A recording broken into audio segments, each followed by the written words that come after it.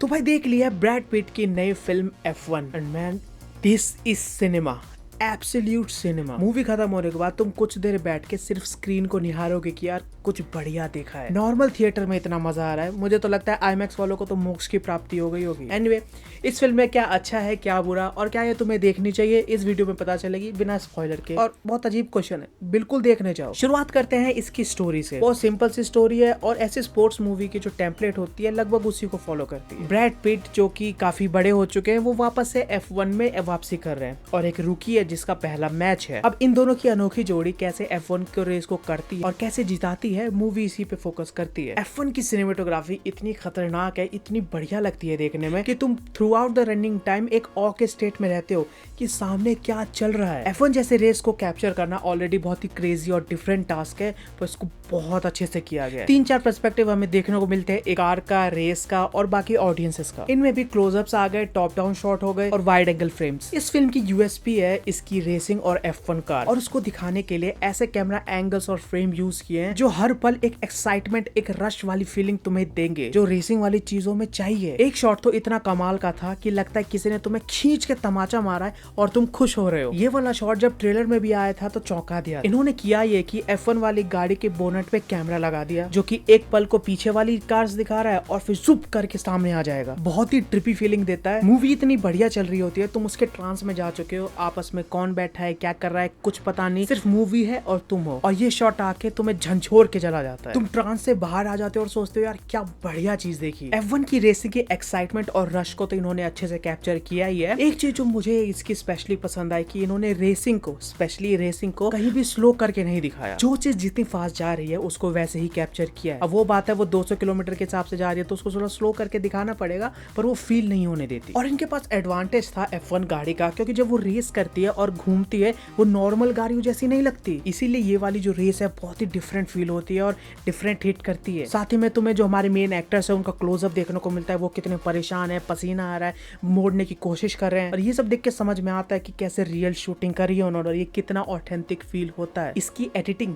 Equally brilliant. एक cut ने तो मेरा दिमाग खराब करके रख दिया, ऐसा लगा कि फिर से किसी ने तमाचा मारा है। रेस चल रही है, एक्टर्स का एक्सट्रीम क्लोजअप आया है, कैमरा जस्ट स्टीयरिंग के पीछे, इतना कि जब ब्रैड पिट मुड़ने के लिए स्टीयरिंग घुमा रहे हैं तो उनका हाथ पूरी स्क्रीन को कवर कर रहा है। तो होता ये है कि रुकी गाड़ी चला रहा होता है और वो मुड़ने के लिए अपना स्टीयरिंग घुमाता है, पूरा हाथ स्क्रीन को कवर किया, और जैसे ही हाथ हटता है सामने ब्रैड पिट। अब ये बहुत ही इनसिग्निफिकेंट कट लग रहा होगा, पर जिस मोमेंट पे ये आता है रेस के बीच में हर जगह से नॉइज, कहीं कमेंट्री चल रहा है, कोई किसी को एडवाइस दे रहा है, और वहां पे इन्होंने बीट पे कट किया है। वो मोमेंट जस्ट अमेजिंग। पूरी फिल्म को रिदम पे कट किया हुआ है। और F1 का जो सिंपल मतलब है वो है फास्ट, सुपर फास्ट, और एडिटिंग ने इस बात को बहुत अच्छे से समझा है। जब भी रेसिंग चल रही होती है एडिटिंग को भी उतना ही फास्ट रखा है जितनी तेजी से रेस हो रही है। एडिटिंग कहीं भी स्लो नहीं होती, और इस चीज का through out it's running time एक लेवल मेंटेन करके रखा है कि तुम्हें ज्यादा फास्ट भी ना लगे। जो भी चीजें रेस के दौरान चल रही हैं वो सारी समझ में भी आती है और स्लो नहीं लगता। और ये पूरी फिल्म में कंटिन्यूअस है। फर्स्ट हाफ में ही ये लोग 3 से 4 रेसेस दिखा देते हैं और हर में वही सेम पैटर्न। और इंटरेस्टिंग बात ये थी कि रिपीटेटिव नहीं लगता, हर बार हम कुछ नया जान रहे हैं, हर समय रफ्तार में चीजें चल रही है, एक्साइटमेंट है, रश है, टेंशन है,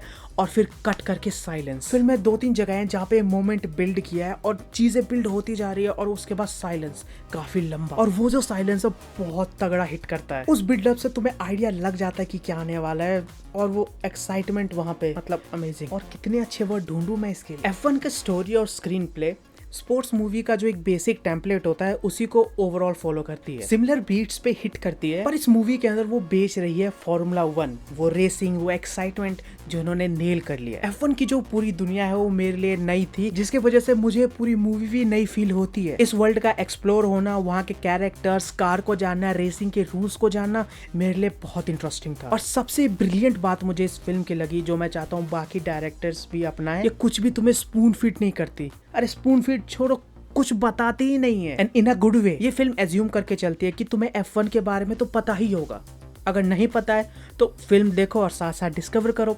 वो भी नहीं करना चाहते तो just sit back and enjoy, कहीं भी थोड़ा सा भी टाइम वेस्ट नहीं करते। और ये देख के बढ़िया लगा कि नॉर्मली स्पोर्ट्स मूवीज में क्या होता है, 2 कैरेक्टर्स बैठ के बात करेंगे, जो गेम आने वाला है उसके रूल्स को समझाएंगे। ये पार्ट इस फिल्म में है ही नहीं। तो जैसे जैसे रेस चलती है तुम भी एंगेज हो, जानना चाहते हो कि आखिर ये रूल क्या है, ये क्यों आया है और अब क्या होगा। ऑब्वियसली तुम्हें रूल्स नहीं पता तो मूवी आगे क्या करने वाली है इसका भी कोई आइडिया नहीं लगता। सेम ट्रीटमेंट इसके अंदर के कैरेक्टर्स को भी दिया गया है। है। उनकी नुआंसेस, बैक स्टोरी सब है, पर पहले वो ड्राइवर है और रेस करेंगे। अगर रेस अच्छा किया तो मूवी में आगे उनके बारे में तुम्हें पता भी चल जाएगा। मैं बता रहा हूँ, जब मूवी स्पून फीड नहीं करती तो उसको देखने का एक एक्सपीरियंस ही अलग होता है, जिसको डिस्क्राइब करना वर्ड्स में थोड़ा डिफिकल्ट है। बस कह सकता हूँ अमेजिंग, आनंद ही आ जाता है। हमारे जो दो मेन लीड्स हैं उनकी पर्सनैलिटी को भी सिर्फ वहीं तक रखा है जिससे उनकी कहानी भी समझ में आ जाए और जो रेसिंग F1 चल रही है उसको वो ओवरशैडो ना कर दे। साइड कैरेक्टर्स को भी उतनी ही पर्सनैलिटी दी है। उनका रोल भले ही कुछ समय के लिए पर इम्पैक्ट कमाल का है। वो कैरेक्टर्स और इस पूरी कहानी में उनकी जगह, उनका क्या काम है, इतने अच्छे से लिखा हुआ है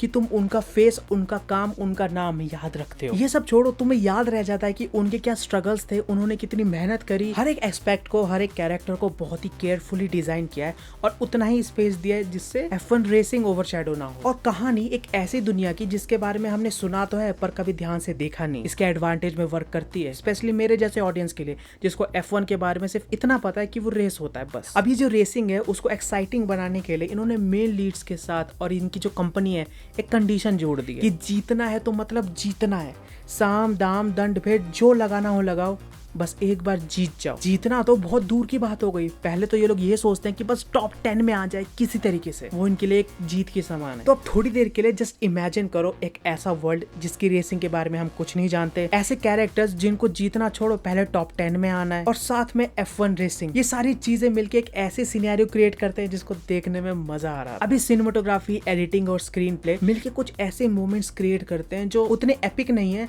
पर सटली हिट करते हैं। बिल्कुल सिंपल है, कुछ भी बोलेंगे नहीं, बस समझ में आ जाएंगे। पहली रेस चालू होने वाली है, दोनों रेसर्स बाहर आ रहे हैं, हर कोई आपस में चिल्ला रहा है, सामने रोड दिख रही है और पीछे बज रहा है बोहेमियन रैप्सोडी। और वो मोमेंट इतना कमाल का है ना, दोनों मेन लीड्स के कैरेक्टर के बीच में जो डिफरेंसेस है उसको भी बिल्कुल आराम से दिखा देते हैं। नॉर्मली मूवीज में होता क्या कि एक कैरेक्टर आएगा, वो बता देगा इसने ऐसा किया, वो ऐसा करता है और डिफरेंस समझाएगा। इसमें दिखा दिया। और भी छोटी छोटी नुआंसेस हैं, जैसे जब ड्राइवर जा रहा है उसको गुड लक के लिए एक कार्ड चाहिए तो उसने कार्ड रख लिया, एक ने सॉक्स अलग पहन लिए हैं। जब दो ड्राइवर्स आपस में ड्राइविंग कर रहे हैं तो उनको थोड़ी रिस्पेक्ट चाहिए। और ये सब वो चीजें हैं ना जो आफ्टर थॉट है। मूवी देखने के बाद जब तुम थिएटर से अपने घर जा रहे होते हो तो दिमाग में तुम्हारी चल रहा होता है कि क्या बढ़िया चीज देखी है, फिर धीरे धीरे याद आता है कि हाँ इसमें ये भी अच्छा था, ये भी बढ़िया किया इन्होंने, ओह ये तो उस समय नोटिस नहीं हुआ, अब याद आ रहा है। यही एडवांटेज है शो नॉट टेल का। जब दिखाओगे मूवी इंटरेस्टिंग लगती है और ये चीज इस फिल्म के हर एक एस्पेक्ट में। फिल्म का म्यूजिक हांस जिमर ने दिया है पर साइलेंसेस के अलावा कुछ ज्यादा स्टैंड आउट नहीं करता, पर मुझे पक्का भरोसा है कि दूसरी और तीसरी वॉच में चीजें कैचअप करने लगेंगी, क्योंकि भले ही मुझे एपिक मोमेंट्स के कुछ इंडिविजुअल एलिमेंट्स याद ना हो